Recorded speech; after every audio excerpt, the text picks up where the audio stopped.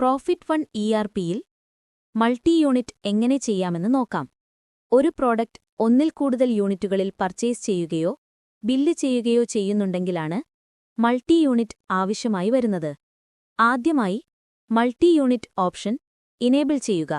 അതിനുശേഷം product registration എടുക്കുക. ഏത് പ്രോഡക്ട്സിനാണോ മൾട്ടി യൂണിറ്റ് സെറ്റ് ചെയ്യേണ്ടത് ആ പ്രോഡക്റ്റ് എടുക്കുക. മൾട്ടി യൂണിറ്റ് ബട്ടൺ ക്ലിക്ക് ചെയ്യുക.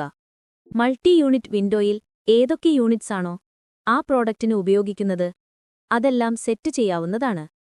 യൂണിറ്റ് നെയിം സെലക്ട് ചെയ്ത ശേഷം അതിന്റെ കൺവേർഷൻ വാല്യൂ സെറ്റ് ചെയ്യുക.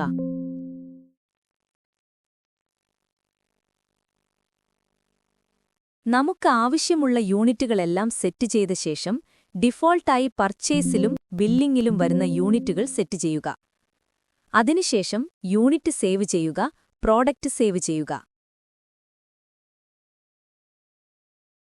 നമുക്കൊരു ഉദാഹരണം നോക്കാം.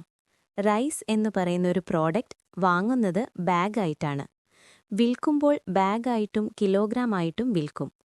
ഒരു ബാഗിൽ 100 കിലോഗ്രാമാണ് വരുന്നതെന്ന് സങ്കൽപ്പിക്കുക. അതിന്റെ യൂണിറ്റ് സെറ്റിംഗ്സ് ഇപ്രകാരമായിരിക്കും.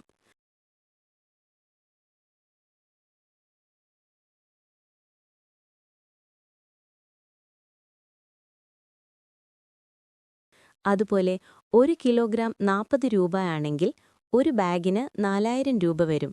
പക്ഷേ ബാഗിന് നമ്മൾ 3800 ബില്ല് ചെയ്യുന്നത്. അങ്ങനെയെങ്കിൽ അത് നമുക്ക് സെറ്റ് ചെയ്യാവുന്നതാണ്.